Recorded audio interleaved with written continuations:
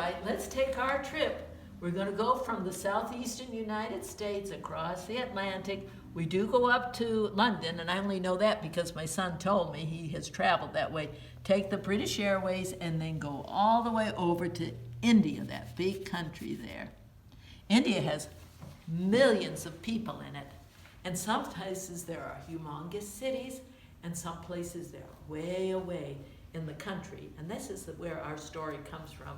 This was a little village where there were older people that probably looked something like this, and there were children who probably looked something like this, and then here is a group of children with a goat, because they raise goats over there.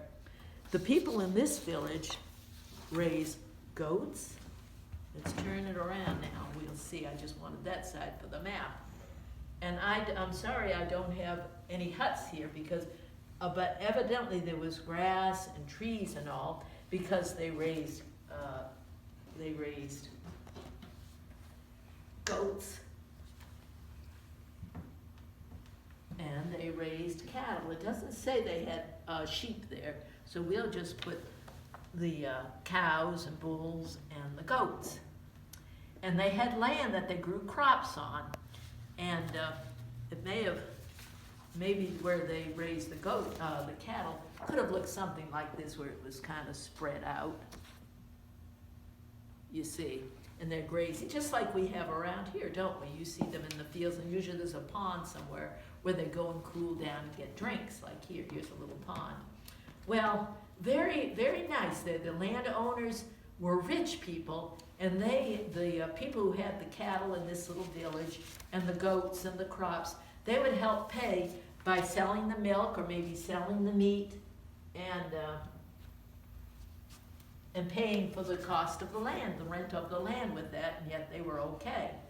Well, there was one problem that wasn't okay, and it wasn't a cute little animal like this, soft and fluffy. Oh no, it was something big and mean and frightening, and it was a tiger. I think this shows two tigers there, but it was a tiger. Now in heaven, tigers won't look so mean, but on this earth, I understand they're more powerful than a lion, and tigers are in India. And the tigers would slip up and catch their goats, or maybe the calves, the younger calves. And it was a problem. Remember we talked about that already? And then we said one day, a white man on a horse rode into their village. And he had with him what they called a crooked stick. The name of the story is called The Man with the Crooked Stick. They didn't have a name for this. They had never seen one of these. And they said that this crooked stick would cough hard. We would call it bang, but maybe they didn't have a word for bang. So this crooked stick would cough, and when it coughed, the animal would fall down dead like that. And then his name was Dr. Flays. He introduced himself, and he probably helped some of the people with their little illnesses, but he told them he had a clinic only 10 miles away, which wasn't too far for them to go. And one day, he spent a few days with them evidently, and one day he sat under a tree and started singing songs, and they wondered, what are you doing? He said, oh, I'm worshiping my Creator God. And they say, Creator God? Who is he? Where is he? They just worshiped things that maybe they had little idols, or in some places they think that living things or even rocks, there's something special about them, and maybe they make them into a god like they did in Bible times, just carve out gods. And so they said, well, tell us about him. Well, you know what he did? He opened his Bible and started talking to them about Jesus and God. And they liked that. But then he learned they had the tiger problem.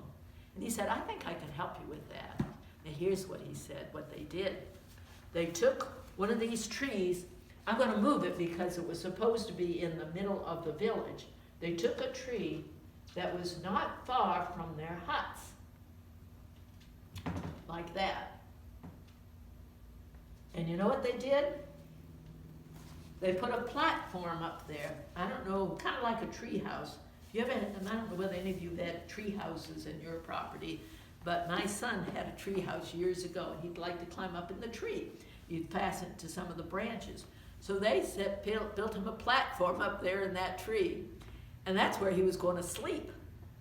Because they said, no, we're going to take one goat. I don't think I had one goat here, but you can use your imagination. We're going to take a goat.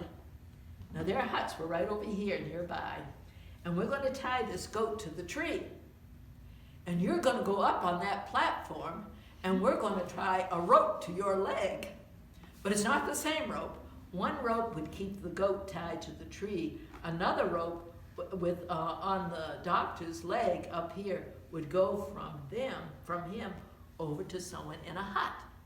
And when they saw the tiger, they would pull the rope and wake him up, and he would shoot the tiger. So let's see if it worked. Well, one night, now maybe it had to be on a moonlit night when they could see well, because remember they didn't have electricity. Even if they did, the one helped to find the tiger probably wouldn't come then. So anyway, it says that one night when our doctor was up in the tree on his platform, they saw this tiger creeping up toward the goat. You know how tigers, or cats, they kind of crouch low and then they spring. So they saw this tiger getting ready to get that goat. I don't know whether the goat was so scared it didn't say anything, or whether it was bleeding like it was scared. So immediately they pulled that rope, and the doctor, I doubt if he was sleeping anyway, and they pulled the rope, and he looked down, and sure enough, there was that tiger down there. So he took his crooked stick that coughed, and he shot at the tiger.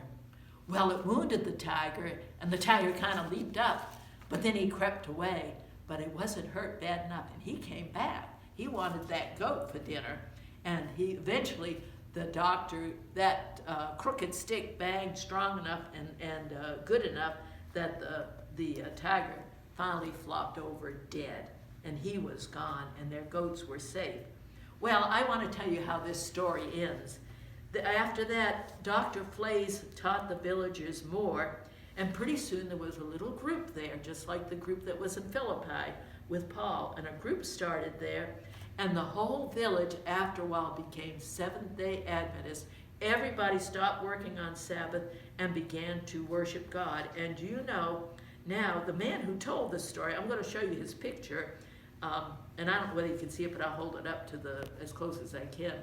It says his father, this gentleman here, his father was one of the boys that tied the goat to the tree.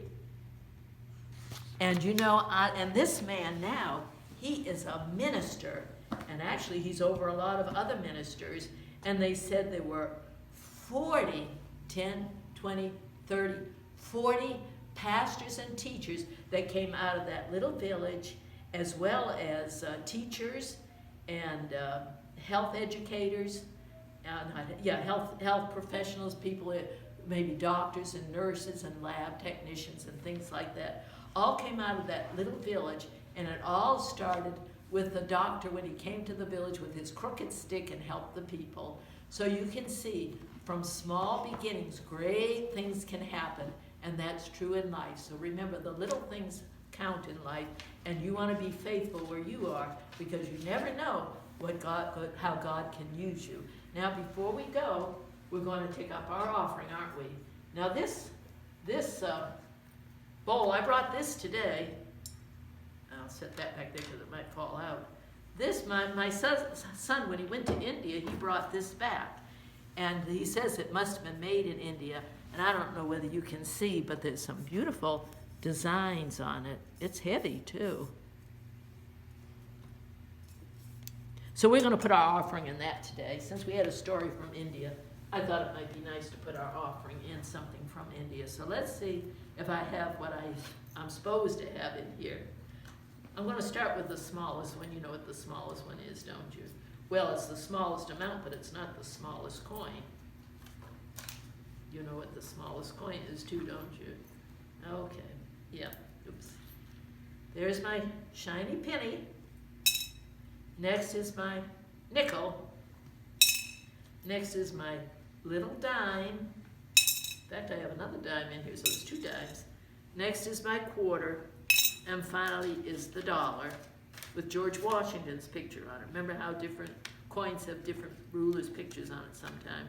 So that's our offering for today. So don't forget to save your offering. You can send it into church, however your folks send the offering in, because we want to continue to have missions, don't we? Let's have prayer. Father in heaven, we thank you for your missionaries. We ask that you watch over them wherever they are. Thank you for their faithfulness, and help us to be faithful wherever we are. In Jesus' name.